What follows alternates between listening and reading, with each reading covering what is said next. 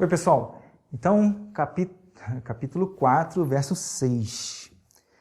Ajopi sannau vyayatmam bhutanam ishvaropi sam prakrtim svamarishthayam sambhavam yatmamayayam. Aí você pode perguntar, né? Por que Krishna vem a esse mundo? Qual é a razão dele vir a esse mundo? Na verdade, se você colocar em termos racionais, você vai ver que não vai existir uma explicação. Porque o fato dele vir e o fato dele exercer tantas atividades, não só ele como si mesmo, mas ele também como as suas expansões, como os seus avatares, ele faz isso e a única coisa que você pode fazer não é... Se você colocar na lógica, você vai quebrar sua cabeça e nunca vai chegar a uma conclusão. Porque essas atividades, elas são supralógicas. Porque o que se entende é que se você tenta entender e ficar apenas no campo racional, ainda que Vedanta tenha uma base muito lógica, você não consegue ter o que a gente pode chamar de pulo do gato. Porque você, apesar de ter purificado a sua lógica, você não purificou a sua lógica totalmente. Por quê? Porque apesar de você ter desenvolvido uma boa razão, um bom pensamento, uma boa capacidade de discernimento, ela não chegou ainda no seu ápice. Qual é o ápice da lógica? É você entender que pela lógica nem tudo pode ser entendido. Então, aquilo que não pode ser entendido pela lógica não quer dizer que seja ilógico, mas sim supralógico. As atividades de Krishna nesse mundo, elas podem ser, aos olhos da lógica e unicamente da lógica, irracionais. E você pode questionar o porquê das atividades, mas se ele fosse o absoluto, ele não faria isso. Por que ele precisa vir a esse mundo? Na verdade, ele não precisa, mas ele vem. Por quê? Ninguém sabe. Ele vem, basicamente, para mostrar para a gente que existe algo que está além da lógica. E você tem que se posicionar numa atitude de contemplação, de apreciação. E toda vez que você se coloca numa atitude de apreciação, contemplação, significa que você está além da lógica. Porque eu aprecio como essas atividades de Ishvara, de Krishna, eu aprecio como são, eu aprecio o jeito que as descrições tais como são.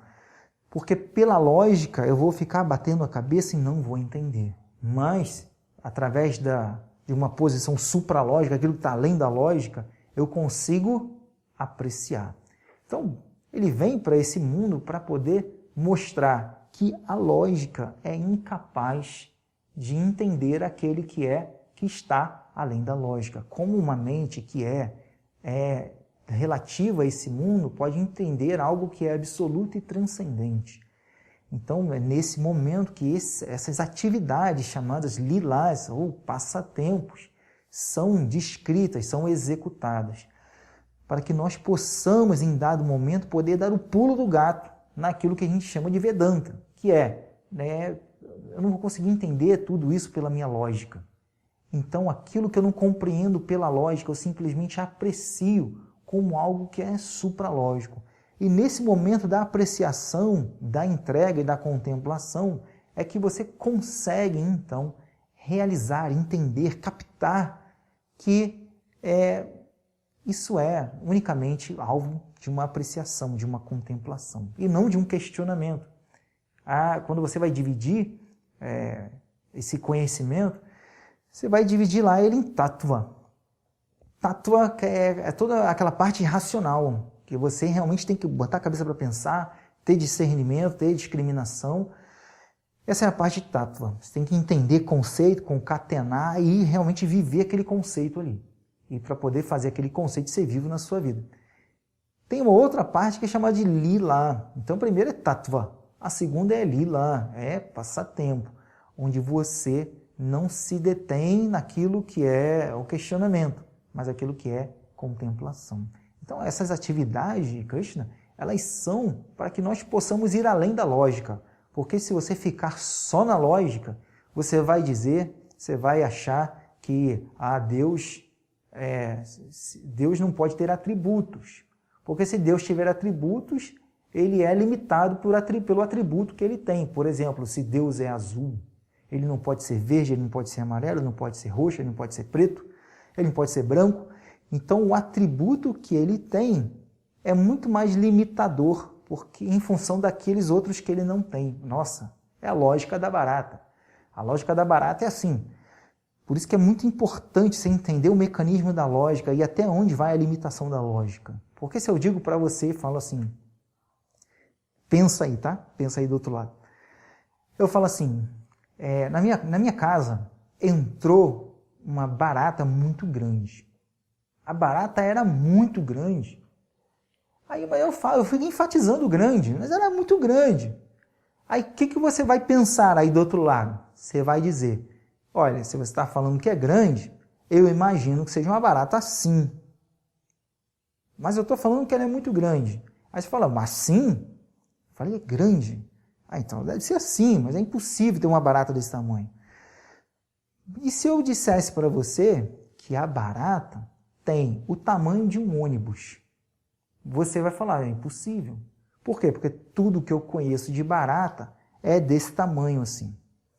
Então, se você fala que entrou uma barata grande e eu conheço barata desse tamanho, tirando as anteninhas, com a anteninha ela fica assim. Mas tirando as anteninhas ela fica assim. Então, você está falando que entrou uma barata na sua casa que é muito grande, eu imagino que seja barata assim. Ou seja, a lógica do cara, porque ele conhece barata só assim, ele vai achar que barata grande é no máximo isso. Então, o substantivo, o adjetivo grande é limitado pelo substantivo. Ou seja, porque eu conheço barata até aqui, o que eu chamo de barata grande deve ser só até aqui. Então, o adjetivo que é grande está atrelado ao que eu conheço como barata, como ali a baratinha. Então, quando você diz que Deus, que esse Ishvara é uma pessoa, é uma entidade, a pessoa nega. Por quê? Porque se ele é uma pessoa, ele é limitado pela qualidade de pessoa. Então você fica preso à lógica e você fica só na abstração, porque você acaba dizendo que se esse Ishvara, se esse absoluto, se esse Brahman não pode ter qualidades, porque se ele tiver alguma qualidade ele é limitado por ela e ele se torna relativo a essa qualidade, significa então que ele não é nada. É só um vazio, não é nem um vazio, porque o vazio também seria uma qualidade. Ele é só uma abstração. Então imagina a mentalidade do indivíduo ao pensar dessa maneira. Por isso que existe um problema com a lógica. O problema da lógica é você achar que tudo se entende pela lógica. Então, esse é um grande problema. Daí, então, essas atividades de Krishna e dos seus avatares. Ele diz, Ajopi Sannavyayatma, Ajo, Api, mesmo mesmo sendo o quê? Adya, não nascido. Mas no verso passado, ele falou que Bahuni Mevya Titani, muitos nascimentos meus se passaram. E agora ele está falando que ele é Adya, que é não nascido. Então, qual é o problema aí? Nasceu ou não nasceu? Não nasceu. Ele simplesmente apareceu. Assim como o sol se torna visível aos seus olhos de dia e se torna não visível aos seus olhos à noite. Então, ele é não nascido, porque, como eu falei no verso 4, o corpo de Krishna, o corpo desse Ishvara, desse Brahma, não é produto de avidya. E avyayatma, e tendo natureza imperecível, tendo natureza imutável. Então, ele mesmo sendo não nascido, mesmo tendo natureza imutável, Bhutanam Ishvaropisam. Aí ele diz, e também sendo o quê? Bhutanam Ishvara, sendo o Senhor de Bhutanam. o Senhor de todos os seres. Quando se diz aqui o Senhor de todos os seres, quer dizer que ele é Adhikarana, ele é a causa original de tudo. Tudo aquilo que existe, tudo aquilo que vai existir e tudo aquilo que já existiu tem como ponto de partida uma única fonte, que é esse absoluto.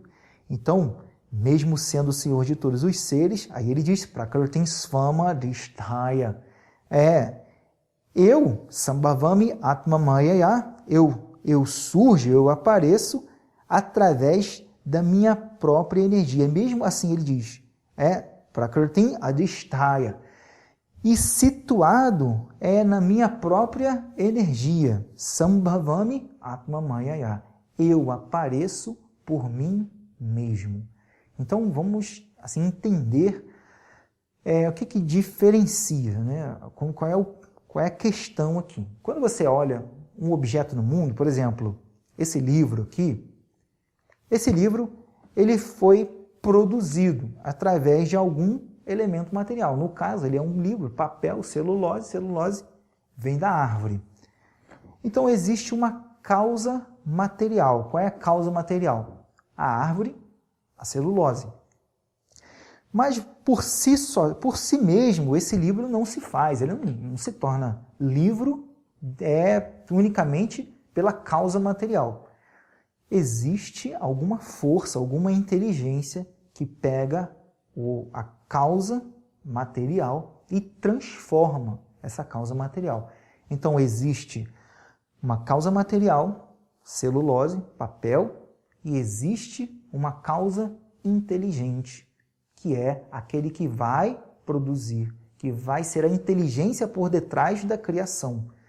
Quando você olha o livro aqui, você vai dizer, olha, a causa material, celulose, e a causa inteligente, elas são diferentes. Uma coisa é a causa material, a outra coisa é a causa inteligente. São dois elementos distintos. Quando você fala de Ishvara, de Krishna, de Brahman, desse absoluto, você diz que, você entende, é descrito por Vedanta, que ele é tanto a causa inteligente quanto a causa material. Como é isso? Se você vê o pote de barro, por exemplo, o barro é a causa material. E a causa inteligente é o oleiro, aquele que trabalha no barro e produzem um pote. Então são diferentes, o oleiro e o pote. Mas no caso desse absoluto, ele é como se fosse a aranha. Como assim a aranha? Você vê que a aranha, você não vai encontrar a dona aranha comprando lã no armarinho. Eu vim comprar um tufo de lã para fazer a minha teia. Não, você não vai ver isso acontecer. Por quê? Porque essa teia é produzida dela mesma, do seu próprio corpo, da sua própria energia. Então, você vê, ela lá está lá no teto. Daqui a pouco ela desce, aquela teiazinha saindo da barriga dela. Aí, quando ela quer subir, sobe, ela chupa aquela teia de novo, aquela teia entra na aranha de novo. Então, a aranha e a teia são a mesma energia. Você pode dizer assim, que a aranha não vai buscar a matéria em outro lugar. Ela tem isso nela mesma.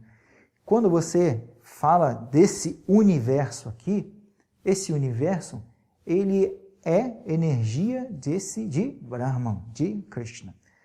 E ele não vai buscar em outro lugar.